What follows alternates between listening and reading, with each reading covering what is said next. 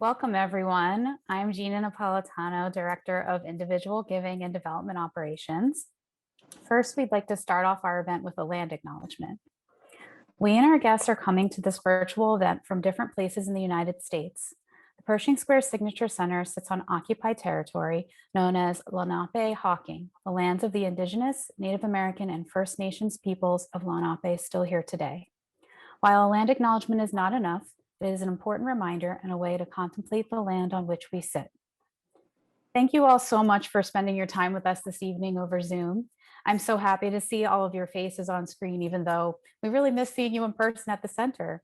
It's been such a difficult and challenging time, and I hope that you and those close to you are safe, healthy, and staying sane. Thank you to all of you for your support during this time while we can't be in person together at Signature. I want to acknowledge our board members who are here with us tonight, Nina Matus, Lori Kramer, and Susan Weiner, as well as our incredible Signature staff. The Friends of Signature program was created to acknowledge our community of supporters at the $100 to $999 levels. We are so grateful for your generosity, and we hope that events like this one will help you learn more about the inner workings of Signature. And this is our very first Friends of Signature event, so glad that you're all here. So now I want to turn it over to my colleagues and our speakers for tonight, Rachelle Torres, Director of Marketing, Communications and Engagement, and Maggie Green, Individual Giving Officer. Hello. Hi, everyone. I'm so excited to see some names I've recognized, some people I've seen, some new faces. It's really exciting, and so thrilled to introduce Rochelle here, one of a great Signature colleague of ours. So I guess to start off, Rochelle, can you tell us a little bit about your time at Signature so far? Hello. Hi. Yes. Yes, absolutely. Okay, my time at Signature. So I started last January, the 13th to be exact. So it was actually only 3 months that I was in the offices of Signature before we went into this pandemic. Whew. And but a lot of people have been asking me how that's been, and no one's ever done a pandemic before, so I don't have anything to compare to. I think so it's been actually a great adventure.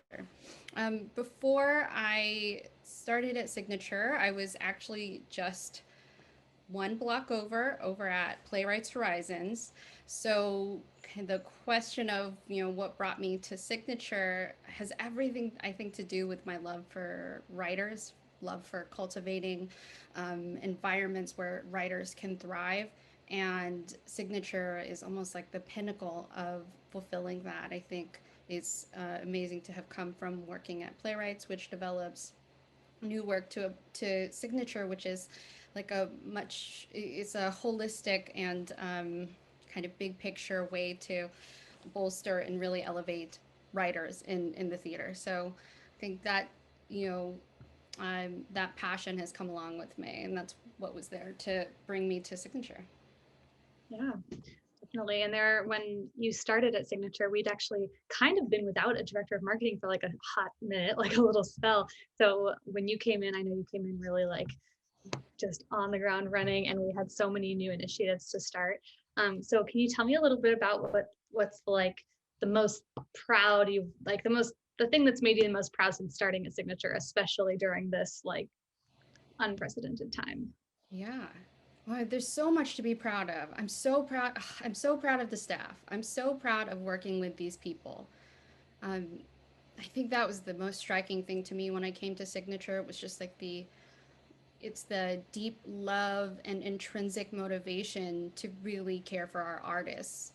And so the things that I've been able to work on during the pandemic, I think are all a manifestation of a long time and want for these things. And it's a good time to be having them emerge. But I think some of the things that I'm really proud of is Signature stepping up and supporting Black Lives Matter, and hastening and digging into the work of equity and diversity, inclusion, and access. And the way that my role intersects with that is the public communication aspect. which has a lot of weight to it, but is only a component of it actually. So I felt really fortunate to be able to have a seat at the table for the conversations that happen, and really happy to put a lot of effort and labor into something that really I do believe will make, you know, lasting impact long term with Signature and all the staff. You know, so that's part of it.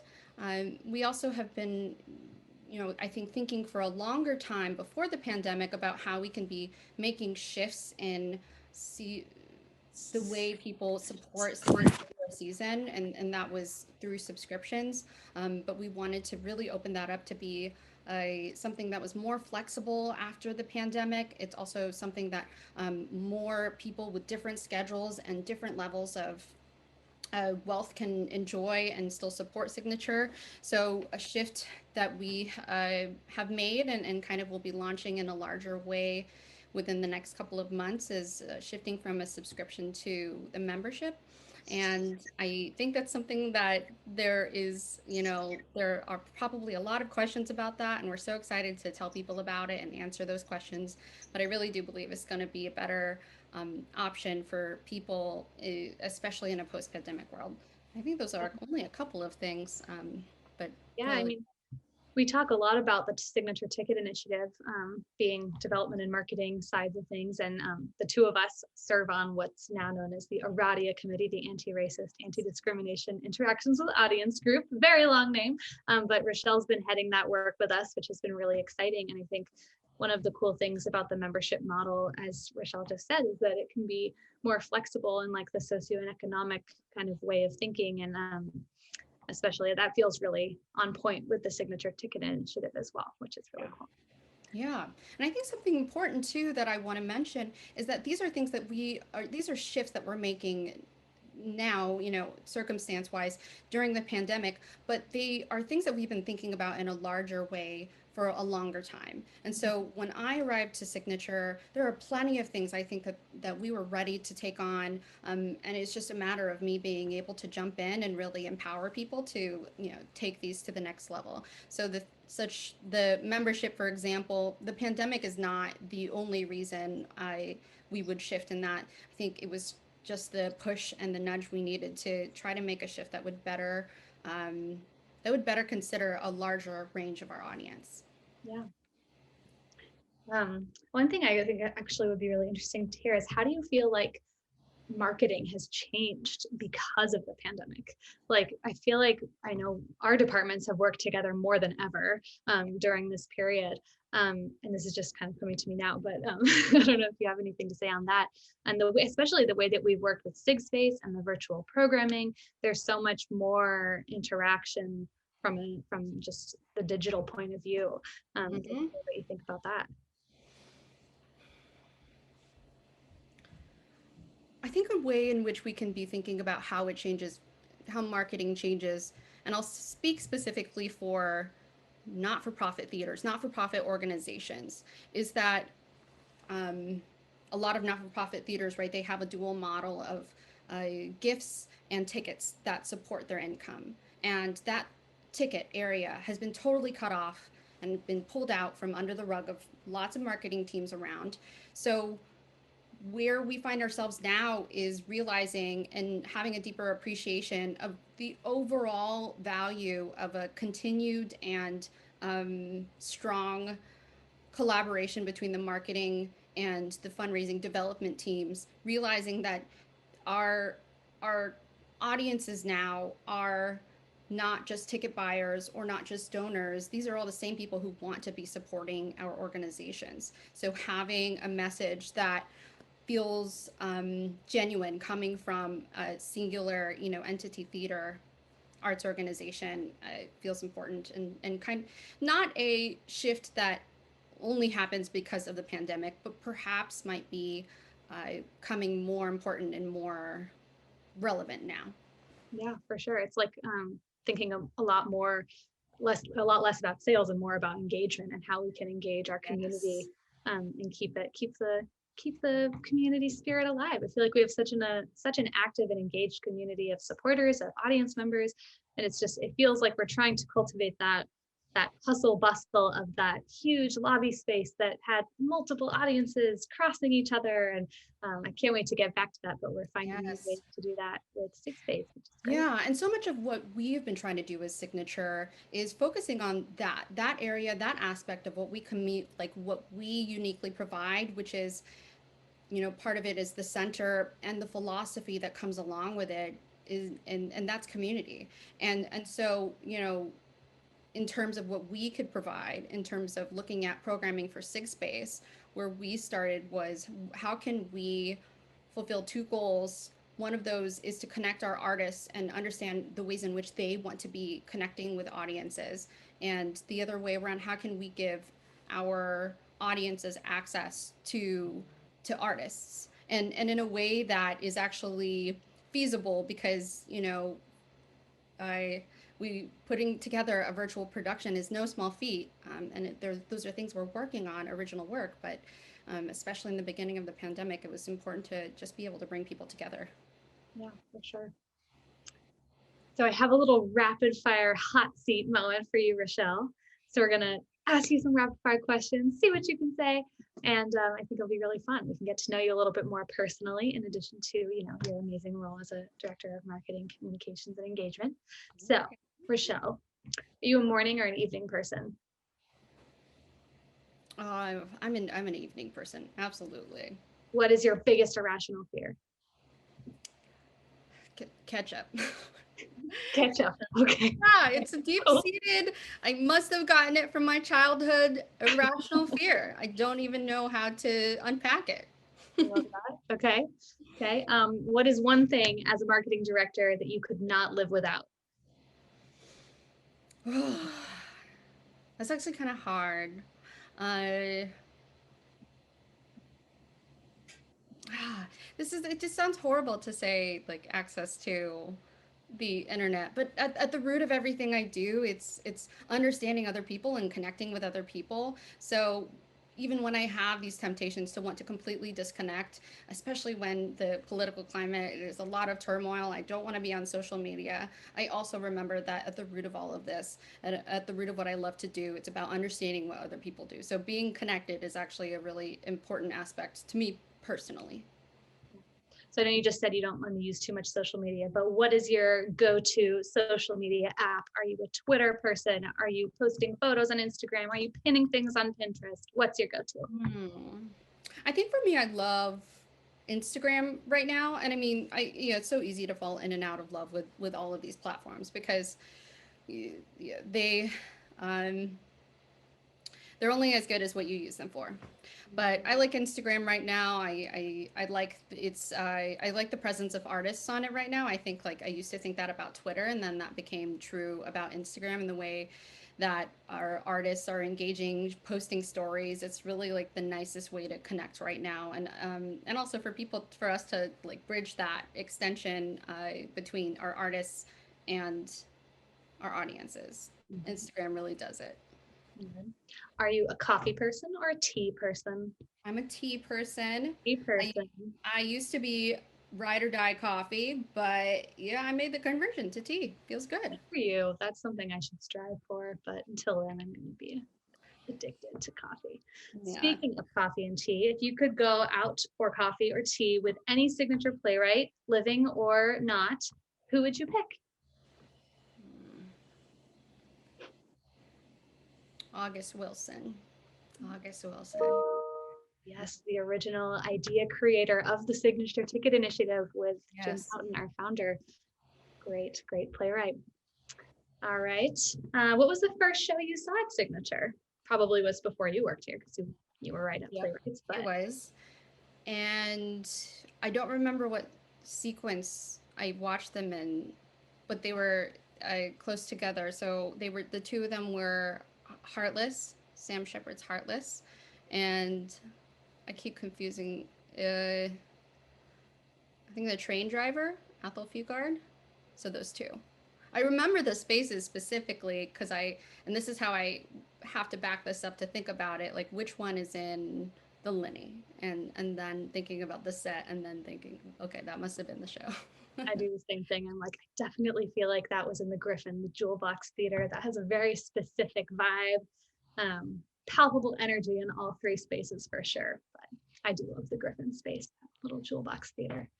All right, what playwright or show are you most looking forward to in our upcoming season when that happens, post-pandemic, for the 2021-2022 season? Well, I can't pick a favorite. That's just against my own. Those are against my own principles. I don't Okay, pick not favorites. favorite. Looking forward to. I will say that I'm very excited to be working with Sam Hunter. It's his first play in his residency, and a nice connection. And like, what the reason why I'm excited too is because I the first season when I was working at Playwrights Horizons, he did The Whale there, and Oh, the I way was was so moved and touched, and Yeah. have been such a absolutely fabulous. yeah, I've just been so like I'm heartbroken for everything he does. So I'm Yeah. really excited, and I'm really excited to see this because I think it feels really different to him. I think for him this is a bit of a change in pace, and so I think that's exciting. Yeah, I love hearing him talk about his work. He finds a way to find such simplicity with relationships, and I think that there's something really beautiful about that. So I'm excited for that too. I know I haven't actually seen anything from him by him, but I remember when he came to a donor event last fall, something like that.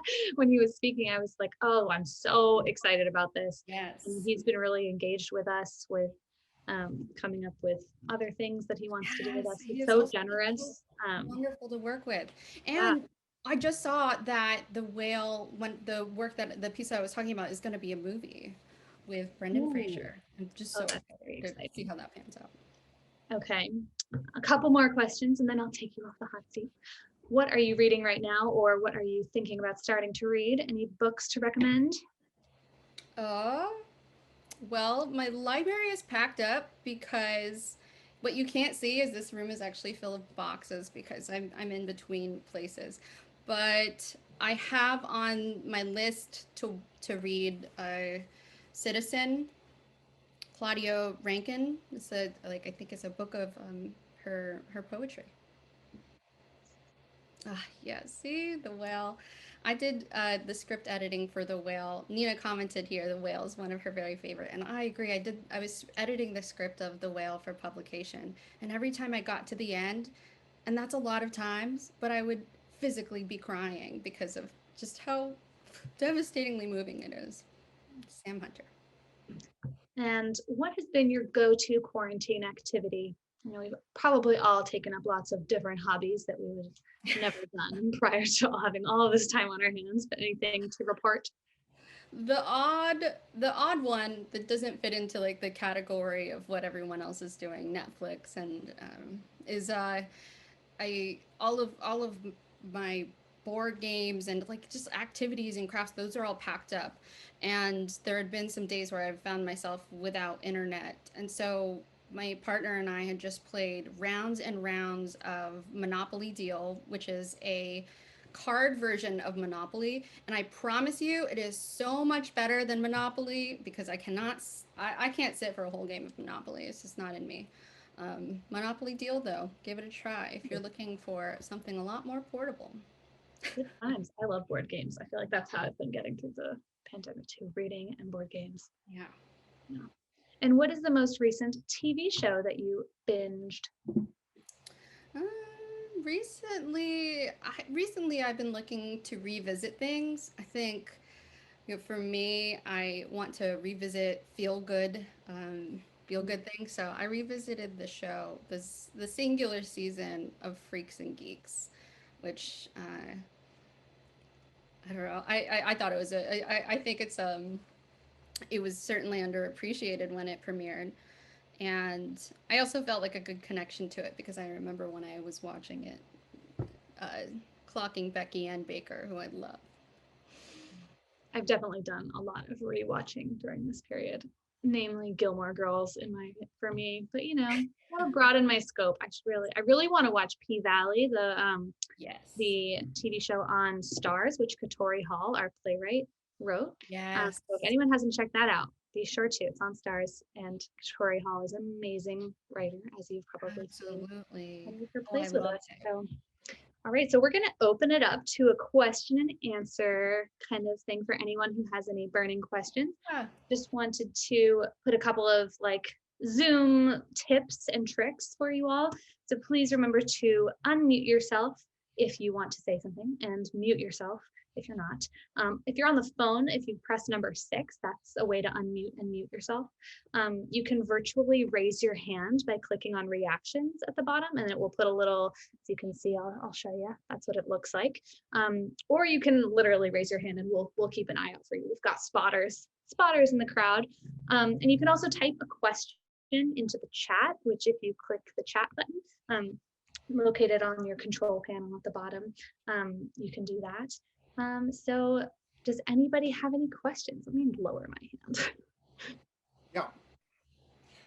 My question, are you ready? Yes, Bob Sinclair. Okay. Hello.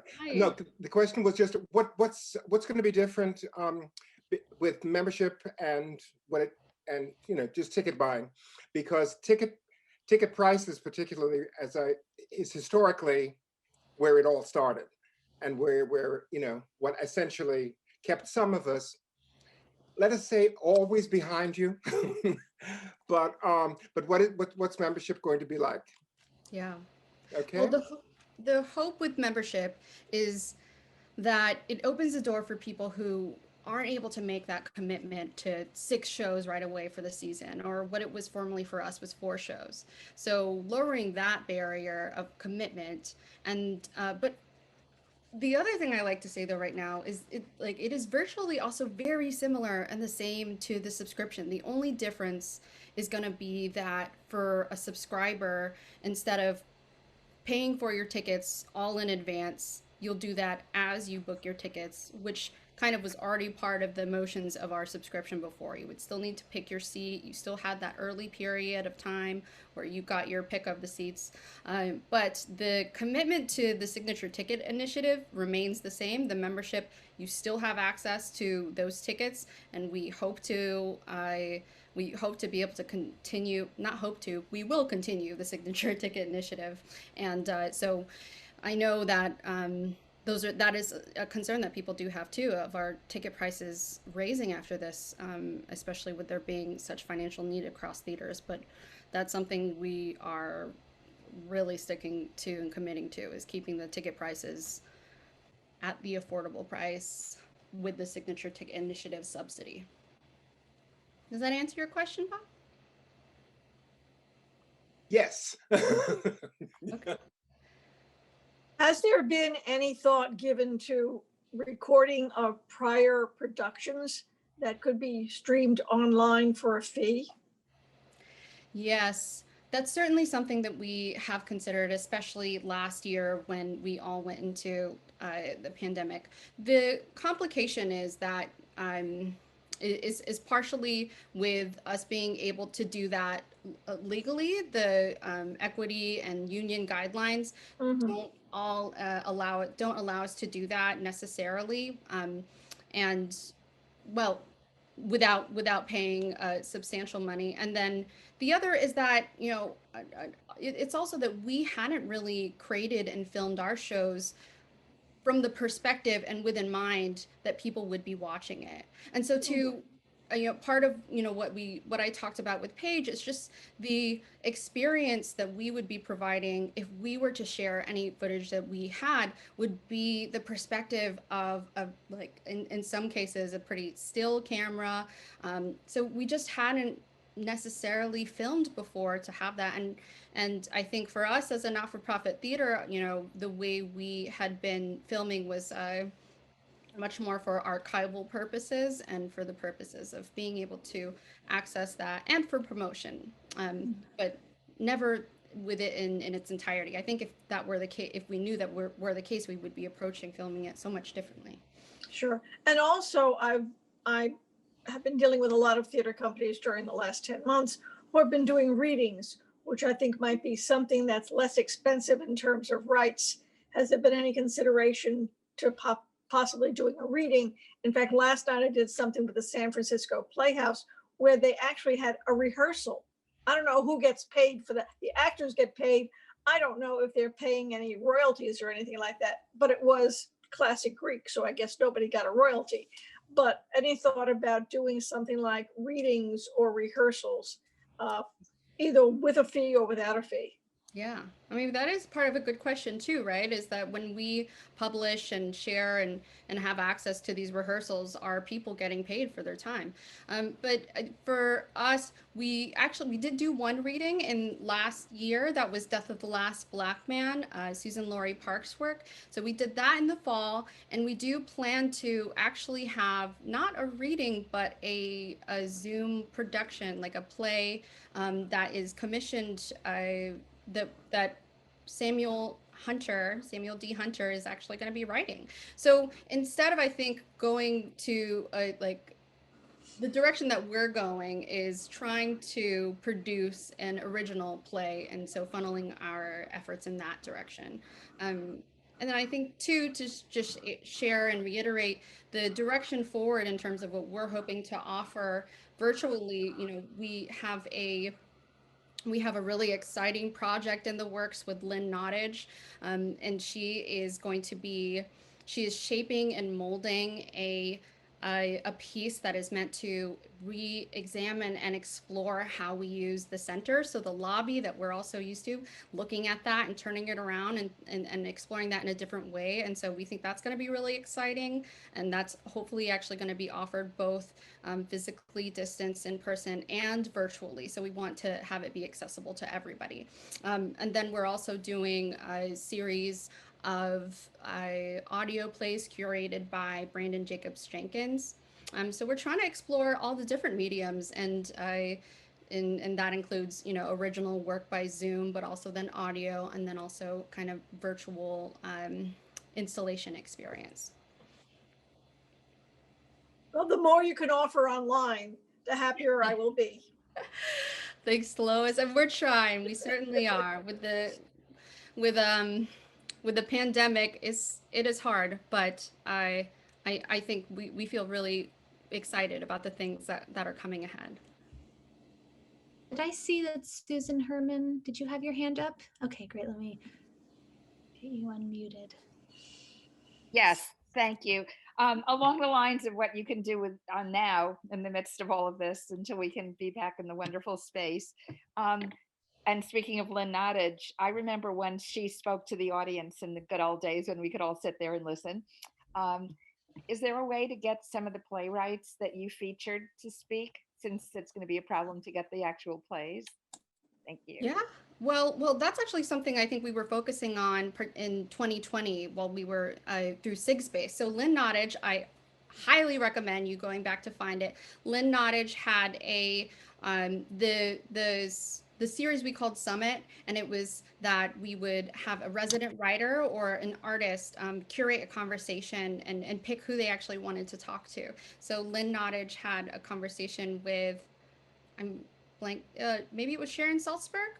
She was the first, Lynn Nottage was the first person that we did the summit with. So I think those are the kind of things that, yeah, we were absolutely, that was kind of our thinking too, Susan, is if we can't access the work, how can we access the artists and the minds? And so that's what we were focusing on last year. And then I think the upcoming SIGSpace work is focusing on trying to offer original work. Thank you. If I may ask, I don't know where I can raise my arm, but I would like to ask, when I saw How I Learned What I Learned, August Wilson, which was maybe 3 years ago, it was marvelous. And I asked, why isn't it published yet? And whoever I spoke to said, well, it has to do with the state. Do you know if there is any progress by now to have it either published, or, I mean, this was a one-man show.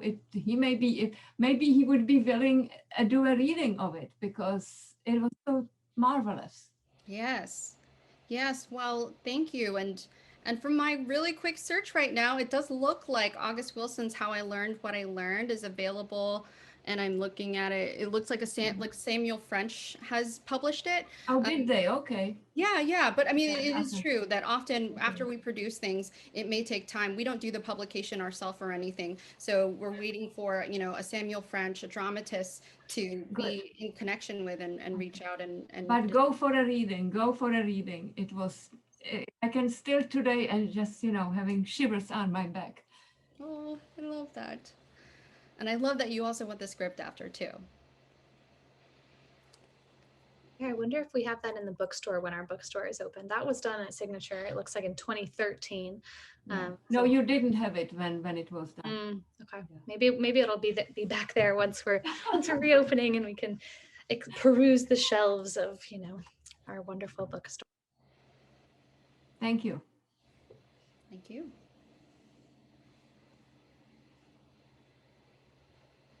Anyone else have any further questions? I don't think I see any hands raised or questions in the chat, but want to give a final call for those.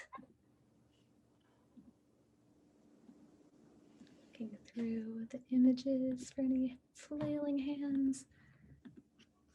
And Rochelle, I'd like to say that I also have very, very strong memories of the whale. It lives with me forever. Yes. Yes. Yeah. I have those. I have those for so many plays. And I think about too how wonderful it is to carry that with us and to have that with us even now in virtual places. And I'm also curious too what those experiences will look like moving forward for us. And I'm hoping that I know that they'll be just as touching and real and visceral in our future of whatever theater looks like with us gathering again today.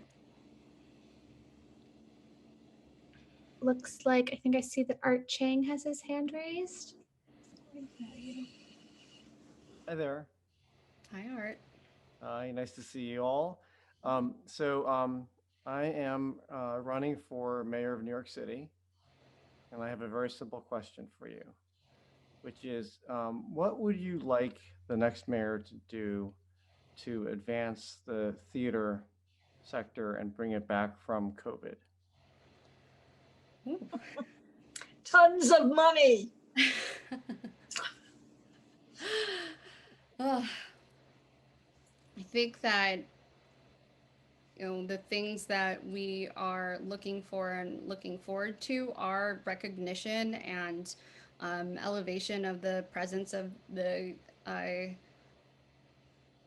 really conveying the importance of how important these cultural organizations are to the life of the city and the economy. And I think we know, right, with our theater shut down, and there's so many businesses that our organizations help bring revenue and bring life into. And so we are intertwined with the restaurants and the businesses. So I think in some ways it's being recognized, but I think that's my kind of general thought. I would agree with that. Basically, when COVID hit, it's as if the art stopped existing. Yeah. And I think the fear is that the fear as we move forward and we continue to think about how we can reopen is that we'll be last. Theaters will be last on the list. Yeah, well, there's I actually don't want to use this as a platform for my campaign, but I'm happy to share my ideas if you're interested. Well, thank you, Art. I don't know if this is necessarily the right space for it, but I think we would still be interested as in hearing you talk about it maybe in another. I don't want to take up all the space here for it. Absolutely. Okay, thank you.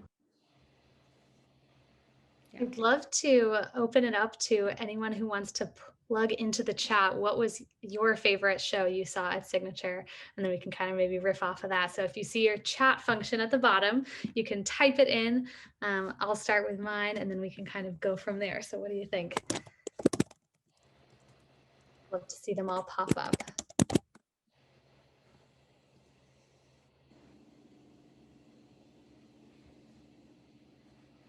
Octet, big love.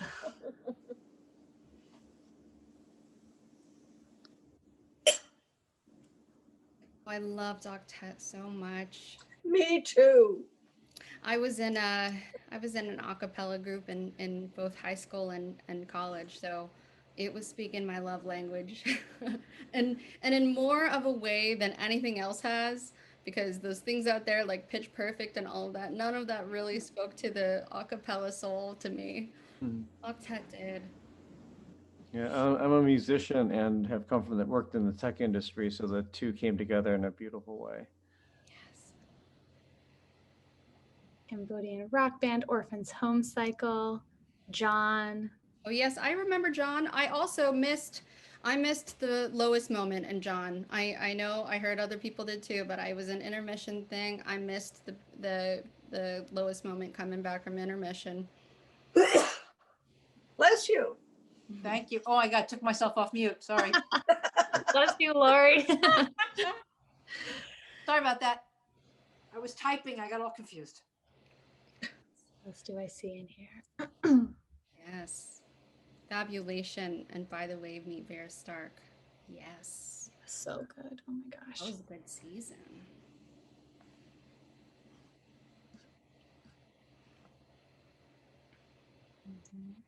Is Octec doing a recording of the original cast? Yes, there's actually a recording available. I Yeah. thought I heard that. I don't know where to get it, but I must have, maybe I'll check Amazon, but I remember thinking that I saw something about a recording.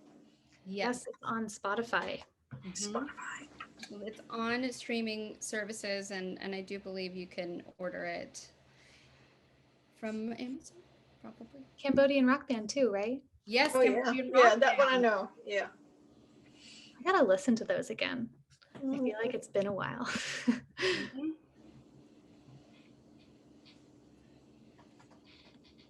Paradise Blue. I see Yes. Vera Smith. Yes, The Paradise piano lesson. Blue. It's so nice to think about Paradise Blue too, as we get into working with Dominique again in this upcoming season. Ooh. I just listened to the Dominic Morris show on Playing on Air, third grade. Mhm. Yes. Yeah, I mean, I think what's also been nice too is there's been in other spaces too, reemerging and people revisiting our resident writers' work. Anna DeVere Smith, Dominique, Yeah. both have things that are available virtually right now. And I think Twilight is still available on either Amazon or HBO Max, one of them. I believe Twilight I saw in the last several months. I'm trying to think because we had shared something about it, but it was yes, either HBO Max or PBS that Twilight was re-airing. Mm.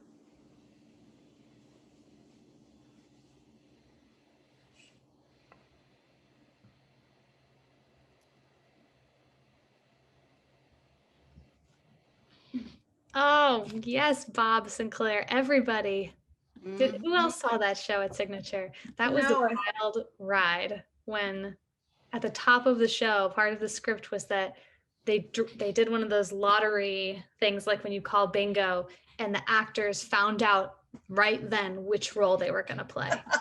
And so every night it was different. They had to know like 9 different tracks. It was such a fun thing. And I remember when I saw it the first time, I felt like there was no way that show could have been recast in a different way. I was like, I couldn't imagine somebody else playing that role a different night, but somehow they made it work every time. Our Lady of Cabejo, yes. yeah, yeah. Absolutely. What about Road to Bountiful with Lois Smith? And all of the David Wang. Yeah, that would be my other coffee person. David Henry Vong. Mm-hmm. So influential. We And he did- hung out at the bar. You could find him at the bar every Yes. night at intermission time. Exactly. All the Horton Foot. Yeah. Yes, I think we mentioned here, someone mentioned the Orphan Cycle. Love that.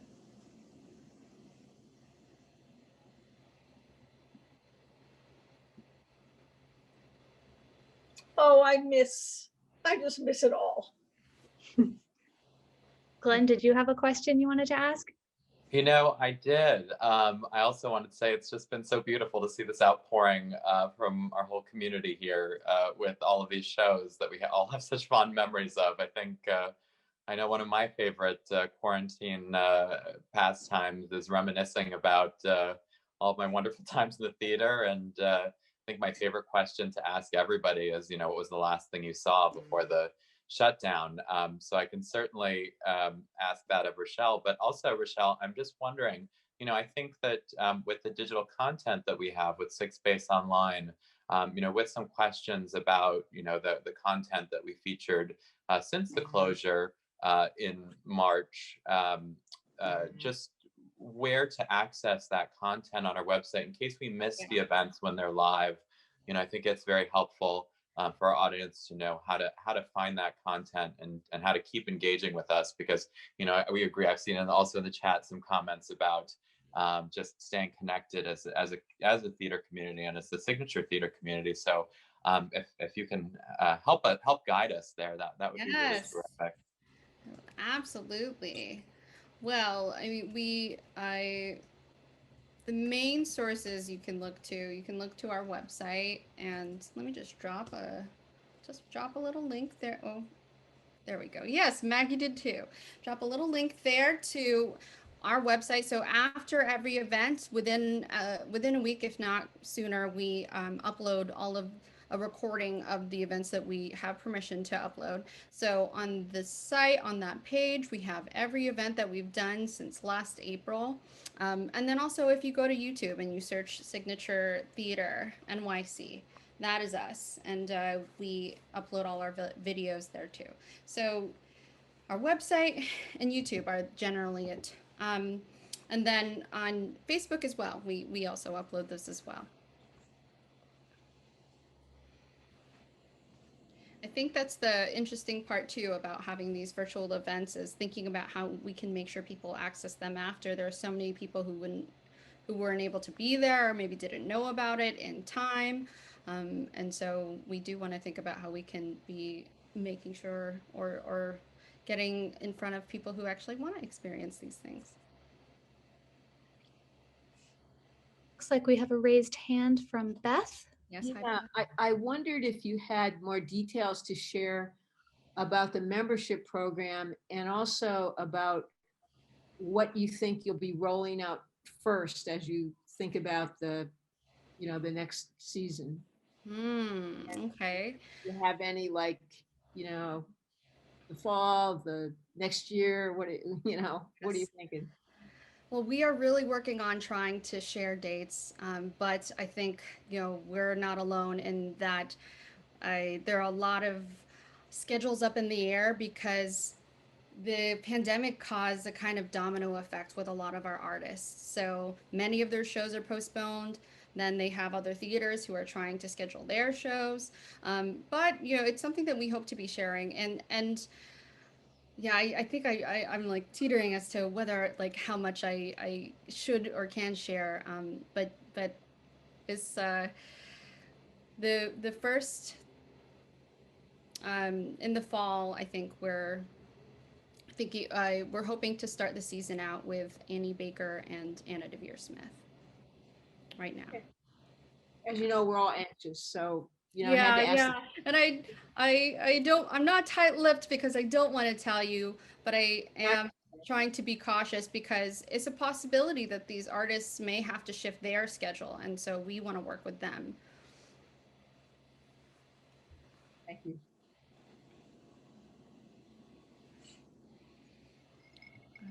Okay, and then I see, and then actually you asked a question about membership. And maybe I'm trying to think what more details I can share about that. So the membership, we are gonna do a kind of bigger launch of it, but it's already on sale now. It's something that anybody can access now. And The only other changes I think between a subscription and our membership really is when you're going to book your tickets, but you're still going to get the early access. It's the earliest access outside of patrons and friends here. You all have the friends access. We are in conversation about how to incorporate our virtual offerings into the membership as well for those who may not be able to return right away. How can we have people who support us also be able to enjoy the virtual offerings in a different way too? Yeah, a way that I definitely think about it for anyone who has questions is that like it's the subscription, but when you book your tickets, you just pay for that ticket then. You still get the early access that subscribers have always had, where you have that big day where you call, and we have the call room always set up like that. But that's really the only difference from where I sit. That's kind of how it looks. That you don't have to drop all of the money in the summer to pay for the whole year. You can it's more of a pay as you go model, right? And some of the concerns people have had too about the membership, the switch to membership is like, is it going to be harder to get tickets? No, we don't think so. That's not the goal here. All the same people who had access to the subscription have access to the membership. We want to give you that early booking and priority period. We also think that when when returning from the pandemic and everything, not the same number of people are going to be coming back to the theater at the same rate. So it's not as if we're going to have a drove of people becoming members and you can't have access to your tickets. So that's one concern I think that we're also trying to make sure we're conveying, is that you should be able to have the same level of access and priority. I think we had a question here about members have access to a piece on Facebook. You don't need member access to access any of it. Right now, anything that we've done virtually is available online, but I don't know if I'm thinking the Sondheim piece is it's not part of SIG space. It's not something, I don't know if it's actually, it wouldn't be in our history because Sondheim's not our. I think that might be Signature Theater in Virginia. Yes, that's very possible. Throw that out there. We've got 2 Signature Theaters in the United States. There's the one in Virginia. Yes. Oh yeah, I did see they announced that though, an exciting virtual season of, I think, primarily Black artists. It looks great. All right. Any final questions before we wrap it up, everyone? It's been so lovely to see all of your faces and see your names coming up on the screen. Some names I recognize, very exciting. And thank you so much, Rochelle, for being our featured guest this evening. Now, when we're back in this theater center and we're in the lobby, be sure to say hello to any of these staff members you've seen tonight. We'd love to reconnect because seeing you on a screen is so vastly different than in person. So it'll be thrilling as usual. And thank you for all of you being here tonight. Your generosity and support of Signature is just so wonderful, and you make the work that we do possible. Every gift is so important to all of us, and we're so excited to see you again sometime soon. So have a wonderful evening and take care, everyone. Thank you, everyone. Thank you so much. Bye, all. Thank you.